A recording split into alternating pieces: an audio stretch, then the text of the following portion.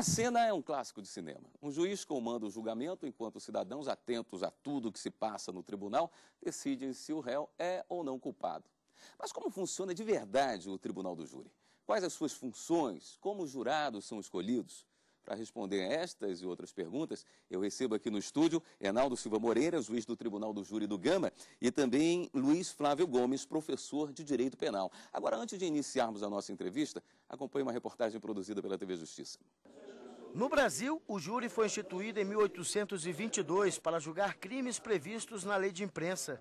Atualmente, só são julgados pelo Tribunal do Júri crimes dolosos contra a vida ou com eles conexos. É necessário que haja um juízo preliminar, isso é feito na primeira fase do processo. Depois disso, ele vai marcar uma data para ouvir as testemunhas, fazer o interrogatório do acusado e aí sim proferir a decisão. Se for de pronúncia, e uma vez confirmada em caso de eventual recurso, aí sim o réu será submetido pelos seus pares no Tribunal do Júri. No júri, são os cidadãos que decidem se os réus são ou não culpados. E apesar de o veredito do júri ser soberano, além de poder ser anulado, em alguns casos cabe recurso da decisão dos jurados ou até mesmo da pena estipulada pelo juiz. O recurso só seria cabível se aquela decisão for manifestamente contrária à prova dos autos, porque esse recurso seria por apenas uma vez. Bom, gostaria de começar a nossa conversa explicando, de rápidas palavras, doutor Luiz, o que é o Tribunal do Júri? É um tribunal composto por pessoas do povo. São 25 jurados em cada tribunal, mais o juiz-presidente. O juiz-presidente é um juiz de carreira, chamado juiz togado. Desses 25 jurados, saem os 7 que vão compor o conselho de julgamento de cada caso. Portanto, cada caso, 7 jurados mais o juiz. E aí é que eles vão decidindo. E os jurados, na verdade, eles decidem mesmo tudo. Decidem se houve o crime, houve o tiro, a vítima foi fulano, que dia, que hora. Os jurados respondem tudo, se estão de acordo. E se o fulano de tal foi o autor do assassinato, e tudo é respondido pelos jurados. E aí há uma pergunta agora, chave, central, que é a terceira pergunta, o terceiro quesito, se o réu deve ser absolvido. Então aí sim, nesse instante, ou absolve ou condena. Porque tudo isso foi o quê? Uma reforma do Código de Processo que facilitou tudo. Os quesitos agora são bem mais fáceis, são as perguntas que se faz aos jurados bem mais compreensíveis, bem mais fáceis. E assim é que hoje nós julgamos. Mas o Tribunal do Júri tem lá seus problemas que nós podemos, então, daqui a pouco enfrentar. Sim. E fazer algumas E vamos destrinchar essa escolha das pessoas, mas ao aproveitar que o senhor estava falando que pessoas do povo decidem, no final, quem é realmente o culpado ou não, e eu gostaria de perguntar para o doutor Enaldo, o senhor acha esse formato correto? O senhor, como um estudioso de direito, acha que uma pessoa que tem pouca informação a respeito desse tema está pronta e preparada para uma decisão tão importante como julgar, condenar ou não uma pessoa? Olha, do ponto de vista técnico penal, assim, eu muitas vezes acompanhando sessões de julgamento, chega-se ao final e a decisão do jurado não é a mais técnica. Né? Quer dizer, ela, do ponto de vista técnico, ela foi incorreta. Mas eu, já durante esses 5 anos à frente da instituição do Tribunal do Júri, eu acho que os jurados, principalmente por se tratar de crimes dolosos contra a vida, eles acabam tendo uma maior liberdade que o técnico não tem e que isso, ao fim e ao cabo, para mim, pelo menos na minha experiência, se revela, em alguns casos, a decisão mais justa. Portanto, hoje eu já fui mais crítico da instituição do júri, hoje eu não sou. Eu respeito. Eu acho que é uma instituição democrática, você tem critérios para escolher os jurados, e a partir dali, aquelas questões são colocadas, e é uma forma de você levar a justiça de uma maneira muito clara para aquele que mora numa determinada sociedade. É uma forma de aproximação. Eu vejo a instituição do júri como uma forma de aproximação do judiciário com a sociedade. Ela está prevista na Constituição Federal? Está na Constituição. O Tribunal do Júri é uma garantia constitucional, portanto, não pode acabar no Brasil, nem sequer por emenda constitucional, acabar nunca. O que se pode ampliar competência hoje está limitado aos crimes dolosos contra a vida e crimes conexos aos dolosos contra a vida. Pode até ampliar, diminuir não pode, extinguir jamais não pode. É uma garantia. Agora, as críticas que se formulam hoje, eu formulo ao Tribunal do Júri, eu sou favorável ao Tribunal do Júri também, fui juiz-presidente do júri 5 anos, eu presidi mais de 300 júris na minha vida, como juiz. Então, assim, críticas, é muito moroso tudo, não tinha que repetir provas mais nenhuma perante os jurados, eles vão decidir a causa, mas as provas têm que estar todas feitas antes, na presença das partes, do promotor, do advogado, do juiz, e eles então levam as provas, falam das provas para os jurados e decidem, ponto. Um júri não tinha que demorar mais que 4, 5 horas, 6 horas de julgamento e pronto, stop. Julgamentos de 4, 5 dias. Agora, esse recente do ex-goleiro Bruno, que acabou inclusive depois separando, eu estava presente no julgamento, acompanhei como professor e fiz lá minhas observações, 4, 5 dias, mas que é isso? Não dá. Hoje o mundo está globalizado, o mundo da internet, tudo rápido, as coisas têm que ser mais rápidas, o que não significa insegurança no julgamento. Tá? Os jurados têm que ter bem consciência de tudo. Mas assim, críticas pontuais, no mais, o Tribunal do Júri é importante, dizia aqui o doutor Reinaldo, de fato os jurados decidem de acordo com a consciência. E de acordo com a consciência deles, e um detalhe importante que a gente não explica muito bem nos livros e nem nas faculdades, também no plenário do júri, a vítima sempre é julgada, sempre julgada. E isso passa, assim, despercebido, na verdade, conforme a vítima, e conforme o que a vítima fez, o réu está desde logo absolvido. Essa demora pode, esse cansaço que gera quando você fica dias tratando de um tema, isso pode atrapalhar de alguma forma o resultado final? O júri pode se sentir ansioso para resolver logo aquele problema? Depois da reforma recente que o Tribunal do Júri sofreu, ele ficou mais célere. Acabaram, por exemplo, com a leitura de peças, que era algo extremamente demorado e não tinha como não ser.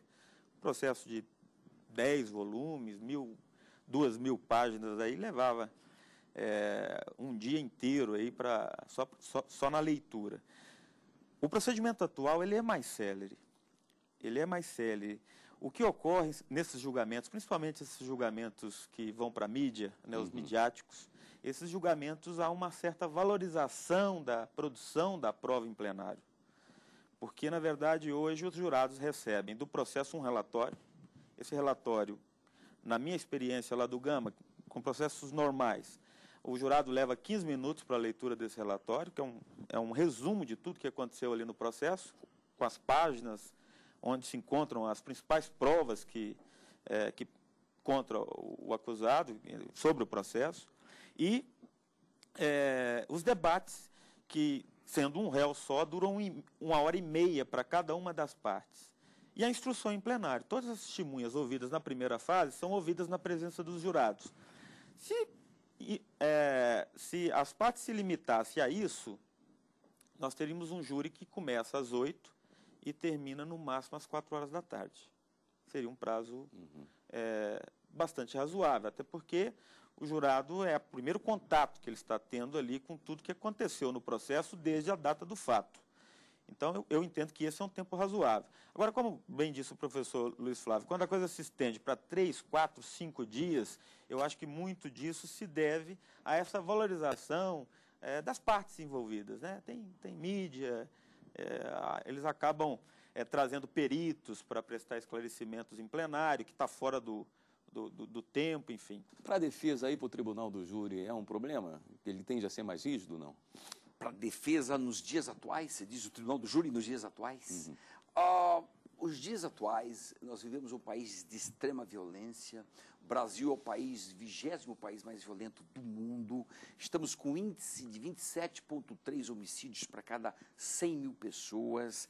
A mídia explora abundantemente toda essa violência da rua. Então, hoje, no tribunal do júri, é complicado para a defesa. É complicado, porque para o júri vão crimes de sangue, vão crimes de homicídio doloso.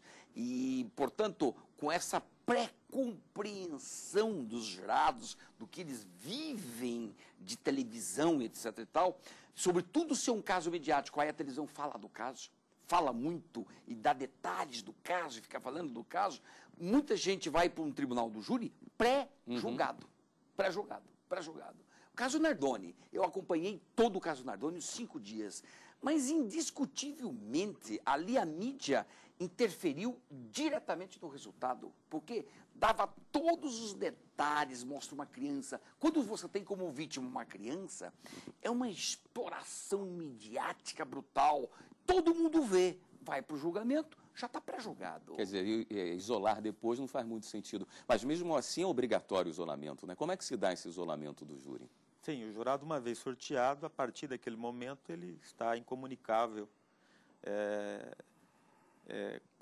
entre os jurados e com qualquer pessoa sobre o processo e principalmente sobre a decisão que ele vai tomar.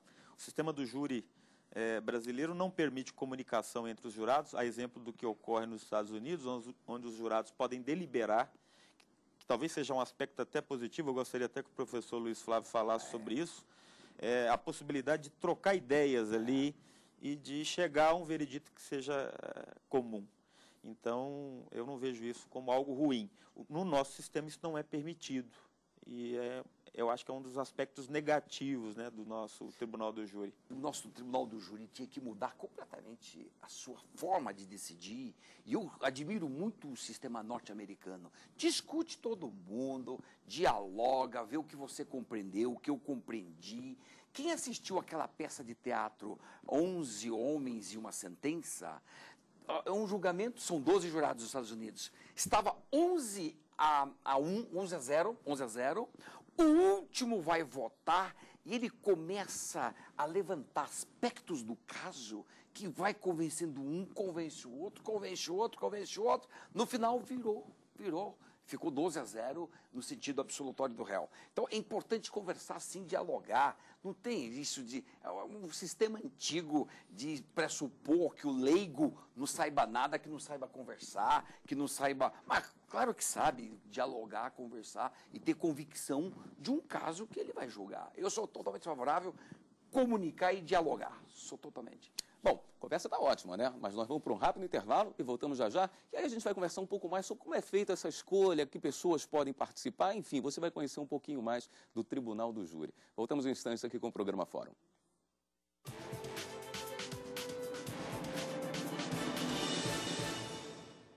O Fórum está de volta e no programa de hoje falamos sobre o Tribunal do Júri. Eu gostaria de perguntar para o doutor Reinaldo, quais são as pessoas que podem participar?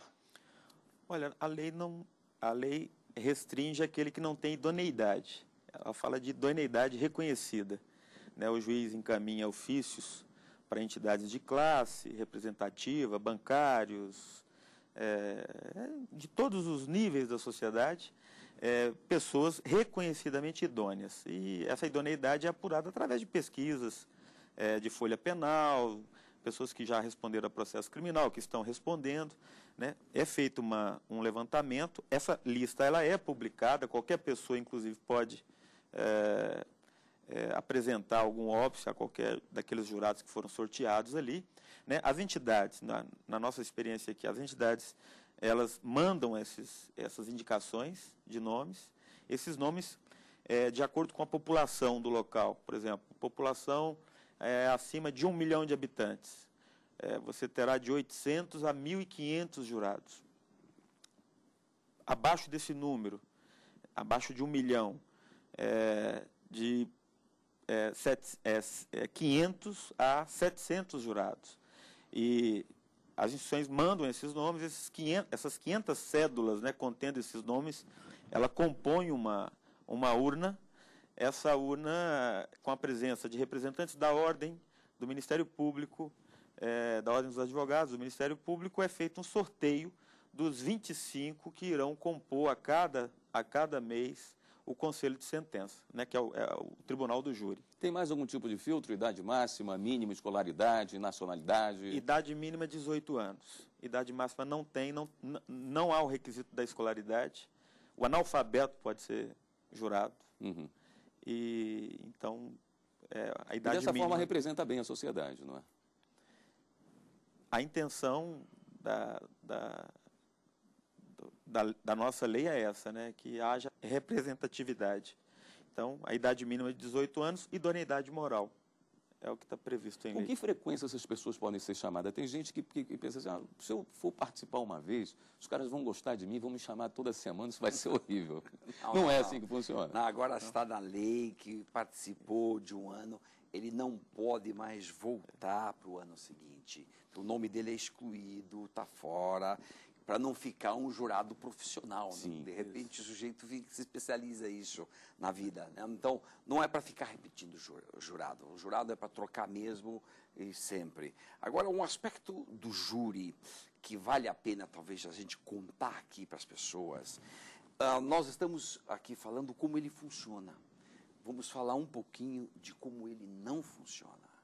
O Tribunal do Júri funciona muito pouco no Brasil, muito pouco, pela quantidade de mortes. De cada 100, no máximo 8 homicídios são apurados, de 5 a 8. Pesquisa recente da Associação Brasileira de Criminalística. 8 homicídios só são apurados na média brasileira, na média. O que significa 92% já nasce impune. Ou seja, o jurado não funciona para eles porque não existem provas que levem eles, os réus, no tribunal do júri. Então, funciona pouco o tribunal do júri no Brasil. Lamenta-se em termos quantitativos. E deveria... esse é um ponto sério, porque isso é causa de impunidade no Brasil. O tribunal do júri sai caro para o Estado? É muito caro. É caro. Pode, o Reinaldo, que está aí na prática, no dia a dia, é caro. É caro. Envolve intimações, muita gente envolvida, são 25 jurados intimados para cada sessão, e são intimados pessoalmente, através de oficial de justiça. Hoje se pode arrolar, cada parte pode arrolar até 5 testemunhas, e nesse número não está computado os informantes, os peritos que não são testemunhas, os peritos vão na condição de perito, né, e ele presta esclarecimento. Então, assim, o Tribunal do Júri é bastante dispendioso. Como é que saem dos 25 escolhidos inicialmente através de sorteio, o senhor estava explicando, para os 7 que efetivamente vão julgar? Através de sorteio também. São sorteados, ali o juiz tem que esclarecer sobre os impedimentos, não poderão atuar no conselho os jurados que, porventura, têm algum fato que retire dele o que é a principal característica de um julgador, que é a imparcialidade. E por isso Ele, inclusive, pode se colocar nessa posição? O jurado pode se manifestar nesse jeito? É ele que tem que dizer, porque ele que tem que dizer, olha, eu tenho relação de parentesco com o réu, eu tenho relação de amizade próxima ou inimizade. Ou coisas mais leves, por exemplo, convicções políticas. Dificilmente um jurado vai admitir isso, né? Mas a lei até prevê uma hipótese para aquele que se exime, quer se eximir da atividade do júri por convicção religiosa, política, ele tem que prestar serviço à comunidade. A lei prevê isso aí como não é nem serviço à comunidade, é serviços aos próprios órgãos de repressão, seria o judiciário. Para não ser usado apenas como uma fuga para não prestar aquele trabalho. Exato. A própria lei prevê essa alternativa. Eu não quero ser jurado por convicção ideológica. Então, a lei prevê que o juiz teria que estabelecer para ele Essa lista está sempre cheia? Existem sempre muitas pessoas dispostas a prestar esse tipo de serviço? Eu não diria tão dispostas, embora quando eu fui juiz, muita gente ia lá pedir, doutor, me coloca meu nome na lista. São que estudantes de direito, pessoas que assistem os filmes e acham isso interessante. Os estudantes de direito adoram participar, e é legal, e eu até recomendo, É um bom exercício. os meus alunos, legal, ótimo, vai lá, assistam tribunal, participe de um tribunal do júri. Eu acho muito bom isso, até porque depois tem alguns benefícios ao longo da vida dele, lá na frente, alguma concorrência que ele participa, ele tem preferência, etc. E tal. Bom, mas a grande maioria não é isso. A grande maioria é o nome foi indicado, veio por uma entidade, ele até nem gosta disso. E Quais são essas entidades que normalmente participam? Associações, todas as associações, de funcionários públicos, dos comerciários, dos bancários, industriários. As associações indicam, manda lista. E às vezes sem te consultar. Aí teu nome está lá, apareceu surpresa, ele fica surpreso, né? Que o nome dele está na lista, até porque é publicado no Diário Oficial, o nome dele. Mas aí, meu caro, está escolhido, está na lista, admitido, tem que prestar o serviço, porque é um serviço obrigatório, por lei, é obrigatório, né? E é um serviço cívico, a verdade é essa. Ele é obrigatório, mas nós deveríamos ter essa consciência cívica de ajudar mesmo o país em termos de um julgamento, participar de um julgamento. É algo honroso, vamos reconhecer, é algo honroso, dá trabalho, é um pouco... E o trabalho, mais do que isso, às vezes até perigoso. Em alguns locais, os jurados não têm segurança em lugar nenhum para ele, mas em alguns locais, quando julga réus, por exemplo, de uma banda organizada, de um crime organizado, é complicado para a vida dele, pessoal. Às vezes sofre ameaça. Tem jurados que ficam ameaçados. Então é ruim, nesse sentido é um pouco ruim, tudo e tal. Mas, de um modo geral, é um trabalho honroso. Vamos prestar o trabalho como cidadão e pensar um pouco no país e não nos nossos interesses egoístas. Quem trabalha, por exemplo, como mesário numa campanha política, num dia de eleição, tem algumas benesses, né? Tem dias de folga. Os jurados também têm? No júri do Gama eu tenho um critério. Passou das 8 horas, o júri que se estende até 9 horas, 10 horas da noite, eu dou o dia seguinte para o jurado. Certo. O dia seguinte de folga. Mas se for até as 8, aí não. O que eu digo para o jurado é o seguinte, eu falo, olha, essa talvez, eu encaro a instituição do júri, o tribunal do júri, como sendo talvez a maior oportunidade que o cidadão tem de exercer o seu poder diretamente. Talvez não exista nenhuma outra instituição em que ele comparece, não para eleger alguém, mas para decidir algo que lhe diz respeito, porque ele mora naquela comunidade, aquele fato que está sendo imputado àquela pessoa ali como sendo um fato criminoso, ele diz respeito àquela pessoa. E aquela, para mim, é hoje a maior oportunidade democrática que um cidadão de bem tem de decidir algo diretamente, algo que lhe diz respeito. Porque as outras oportunidades que temos é sempre de eleger alguém para nos representar. Uhum. No júri, não. O jurado ele comparece para poder decidir ali se aquela pessoa vai merecer uma pena ou se merece ser absolvida, e isso ele faz sem representante, diretamente. Para tranquilizá-los, o que eu digo aos jurados é o seguinte: eu não tenho bola de cristal, não tenho como dizer para os senhores que não vão sofrer nenhuma perseguição em razão da atividade. O que eu trago aqui é um dado estatístico do Distrito Federal. No Distrito Federal não há registro de atentado contra jurado, de perseguição, porque mesmo os criminosos de alta periculosidade que passam pelo tribunal do júri, eles sabem que a instituição do júri é uma instituição inominada. Ali não comparece o José para perseguir a Maria, né? Ou seja, são pessoas que comparecem para exercer um munus, e enquanto, por exemplo, no Gama, enquanto tiver população no Gama, vão existir jurados. Então, eu trago sempre esse dado estatístico para deixar o jurado assim um pouco mais confortável, porque o receio é sempre comum. E eu digo também, porque tem alguns que sentem alegria em estar ali, mas eu sempre digo o seguinte: a atividade do júri não é uma atividade prazerosa, não é algo que dá prazer. Muito pelo contrário, é triste nos depararmos com desvios de conduta de tamanha gravidade. Então, se vocês saírem daqui tristes, isso é normal, né? Isso é uma reação humana normal. O anormal seria você sair daqui extremamente satisfeito. Mas o que eu espero dos senhores é que saiam daqui pelo menos com a sensação de dever cumprido. Bom, como isso é algo que muitas vezes é novo, a pessoa vai estar de frente para uma situação dessa pela primeira vez, é importante que o juiz também tenha esse jogo de cintura e saiba prepará-lo, mesmo que num prazo muito curto, saiba preparar essas pessoas que estão ali para exercer esse dever, né? Tranquilo. É ponderação, equilíbrio, razoabilidade. O juiz é isso. Ele é o presidente do tribunal justamente para comandar tudo e não deixar nenhum ponto ali que fique sem solução.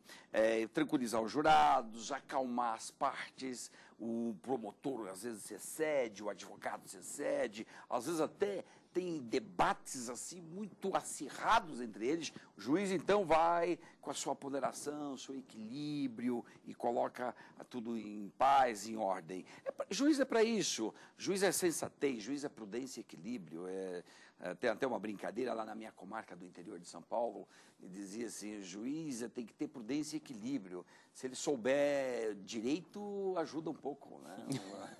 Ótima. Bom, eu gostaria de agradecer a participação dos senhores e o programa de hoje fica por aqui. Nós conversamos com o professor de Direito Penal, Luiz Flávio Gomes, e também o juiz do Tribunal do Júri, Enaldo Silva Moreira. E você pode rever esse programa na página da TV Justiça. O endereço é www.tvjustiça.jus.br e pode enviar também sua sugestão para o programa. E-mail fórum@stf.jus.br.